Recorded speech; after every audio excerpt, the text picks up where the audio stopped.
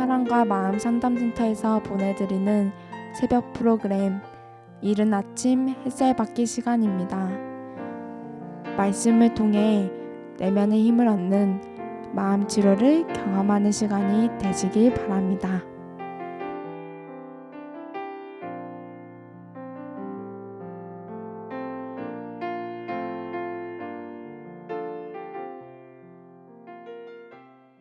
사랑하는 성도 여러분, 편안한 밤 되셨습니까? 오늘 이른 아침 햇살 받기 시간에는 시편을 가지고 이야기 좀 나눠볼까 합니다. 시편 19편의 맨 마지막 절인 14절에 나의 반석이시여 나의 구속자이신 여호와여 내 입의 말과 마음의 묵상이 주님 앞에 연락되기를 원하나이다. 이런 기도를 합니다. 오늘 이 본문 말씀을 가지고 여러분들과 대화를 좀 나눠보려고 합니다. 여러분들은 지금 신앙생활 하면서 어떤 바람을 갖고 있으십니까? 사실 우리가 공통적으로 신앙이라고 한다면, 종교인이라고 한다면 내가 믿는 신에게 내가 드린 기도가 응답되기를 바랄 것입니다. 나는 기도 응답을 위해서 지금 어떤 방식으로 기도를 드리고 있고 지금 어떤 기도를 드리고 있을까요?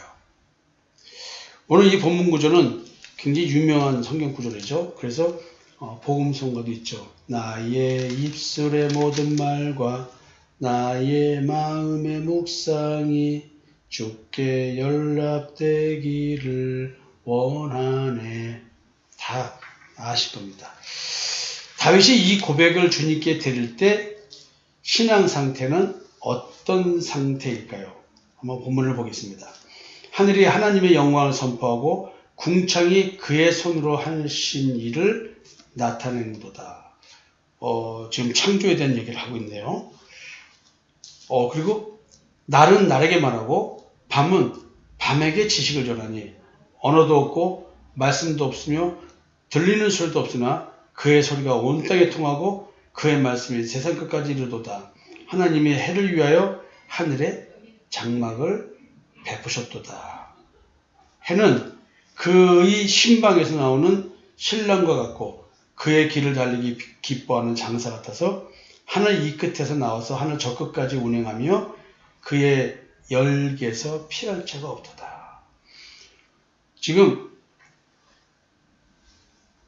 창조에 대한 이야기를 하면서 영적인 얘기를 합니다. 날은 날에게 말하고 밤은 밤에게 말한다. 낮을 주관하는 것은 큰 광명이고요. 밤을 주관하는 것은 작은 광명입니다. 그냥 작은 광명이 주관하는 밤은 밤끼리 지식을 전합니다. 큰 광명이 지배하고 관할하는 통제하는 날은 즉 낮이죠. 낮은 낮에게 말합니다. 그러니까 선악을 알게 하는 나무의 열매를 먹으면서 신앙생활하는 사람들은 선악을 알게 하는 나무의 열매를 먹는 사람끼리 깨달음을 나누고 십자가의 대속의 은총을 믿는 사람들은 십자가의 대속의 은총의 깨달음을 나눈다는 것입니다.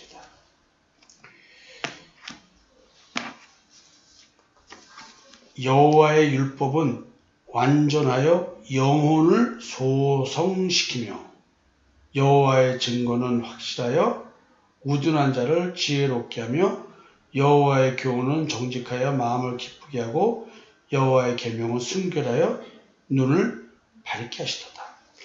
지금 창조 이야기를 했습니다.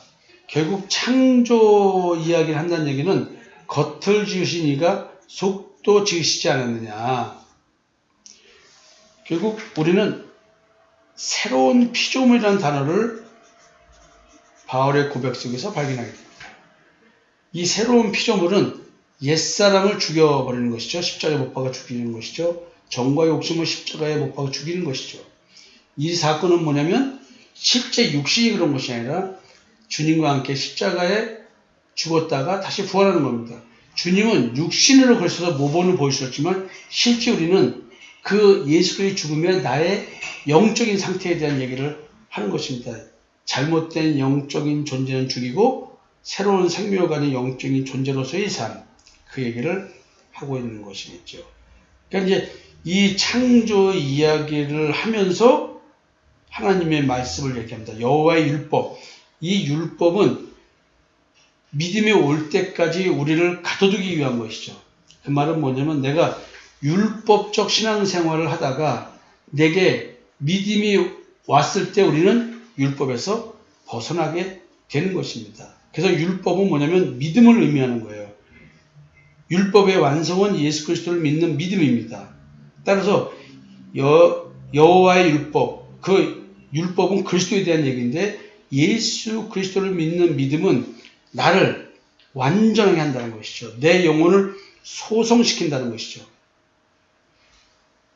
하나님께서 나한테 이걸 위해서 아브라함과 언약을 맺으신 건데 그 언약이 나한테 적용되는 거거든요.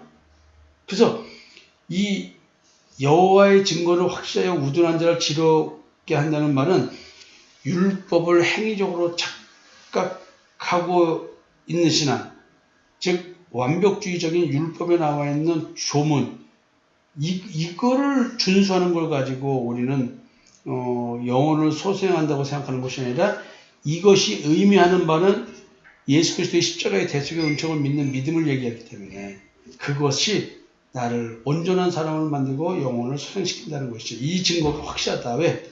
예수 그리스도가 있으니까. 그래서 율법을 잘못 해석하던 내가 확실하게 해석하고 잘못 알던 우둔한 자가 이제 제대로 깨닫게 됐다 해서 내가 지혜롭게 된다는 얘기를 하는 겁니다.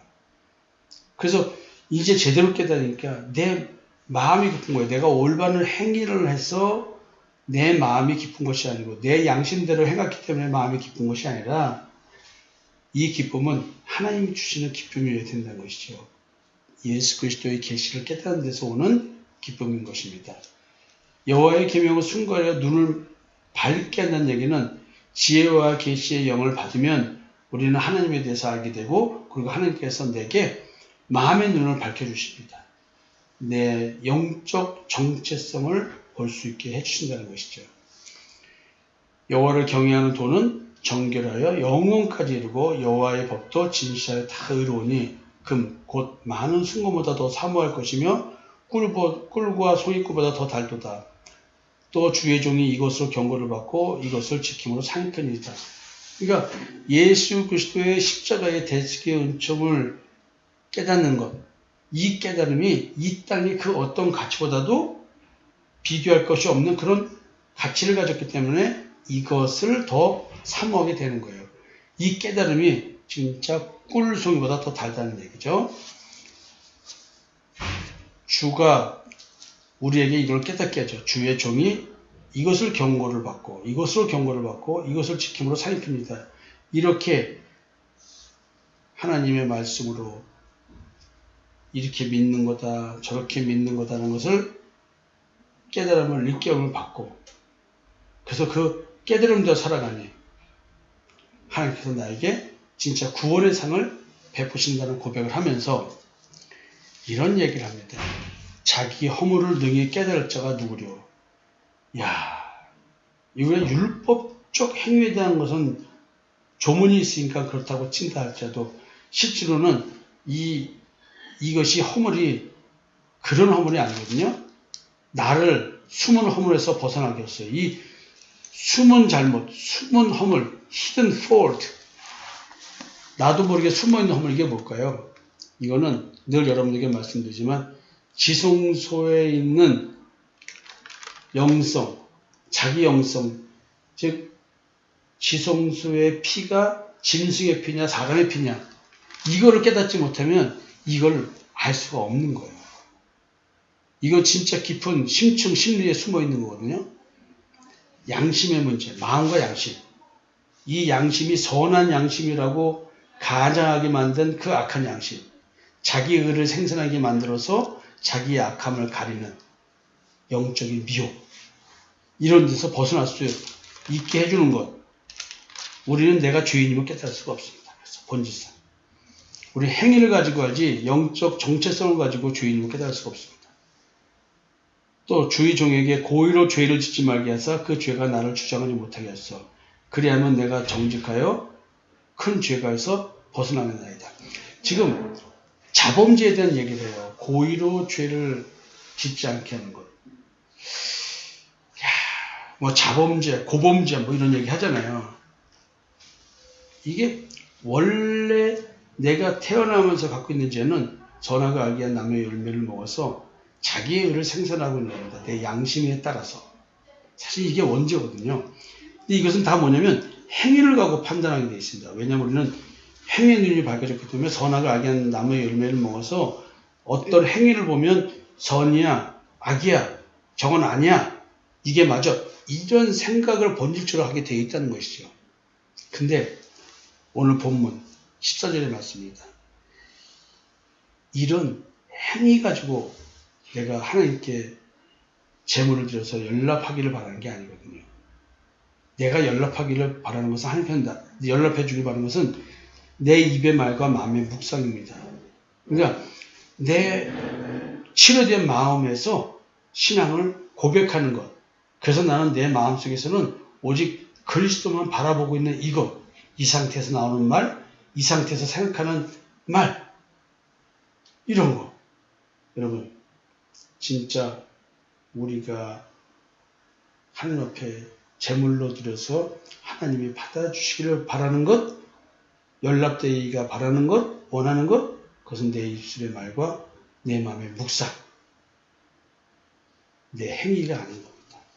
성도 여러분, 이 시편을 쓴 다윗의 이야기 참 너무 대단한 것 같습니다. 율법주의자들 사이에서 이런 신앙을 고백하는 왕, 대단한 왕인 것 같습니다. 이와 같이 다윗은 하나님 말씀과 자기 자신과의 관계를 이렇게 고백을 합니다. 그래서 자기는 이렇게 예수 그리스도의 십자가의 대속의 은총을 지킴으로써 큰 상을 받고 있다고 생각을 합니다. 더더욱 대단한 것은 인간의 힘으로는 자기의 죄를 깨달을 수 없는데 자신이 하나님의 말씀으로 죄에 지배없는 존재임을 인식하고 있다는 어마어마한 신앙 고백을 하고 있는 것입니다. 그리고 자기에게 숨겨진 죄악들이 있으니 이를 용서해달라고 간구하고 있는 것입니다. 자발적으로 짓는 고범죄와 자범죄, 뭐 이런 것들,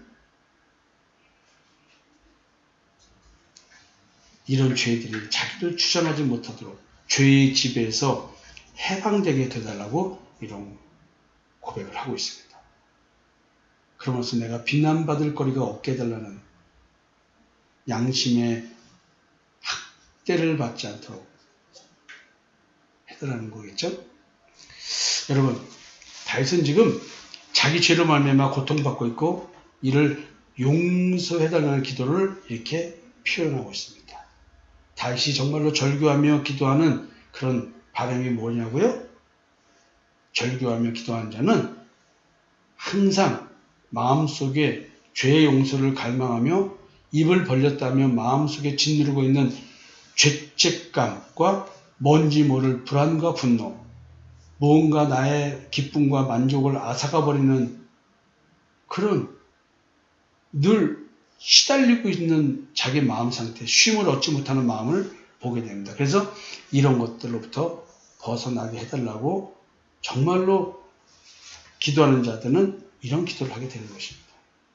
결국 이 고백은 다윗의 24시간 동안 하나님 앞에 간구하고 있는 시간 상태를 보여주고 있습니다. 오직 하루 종일 하나님의 용서와 기도 응답을 기다리는 다윗의 기도, 나의 기도를 들어주소서, 나의 기도를 들어주소서라는 이 의미의 기도를 하고 있습니다. 그게 뭐예요? 내 입의 말과 마음의 묵상이 주님 앞에 연락되기를 원한다. 이런 고백은 뭐냐면 내가 죄에 지배받는 원죄의 고통에서 나를 해방시켜달라고 하는 이 기도, 이게 24시간 지속되고 있다는 것이죠. 하나님이 우리에게 관심과 사랑을 보여주시는 방법 뭘까요? 내가 이런 방법을 쓴다고 되는 건 아니지만 우리의 말과 마음속의 생각 하나님께서 이대로 이루어 주십니다. 왜요? 내 마음속에서는 그리스도만 바라보고 있기 때문에 그렇습니다. 탐심과 정욕에서 벗어나서 나는 나의 소망은 오직 그리스도만 향하고 있다. 여러분, 내 입의 말과 마음의 묵상이 오직 그리스도만 바라보고 있다고 한다면 나는 도대체 어떤 상태에 있는 것일까요? 세상을 온전히 등질 수 있는 나의 현실, 여러분 어떤 고난과 고통 속에 있길래 이런 기도를 할 수 있을까요? 오늘은 시편 19편의 말씀을 가지고 이런 소망을 한번 바라봅니다. 나의 입술의 모든 말과 나의 마음의 묵상이 주님께 연락되어야 될 이유는 뭐냐면 내 입술의 모든 말과 내 마음의 묵상을 오직 그리스도를 바라보면서 그리스도의 은혜를 바라고 있기 때문에 그렇습니다. 성도 여러분, 오늘 크신 주님의 은혜를 바라는 하루가 되었으면 좋겠습니다. 감사합니다.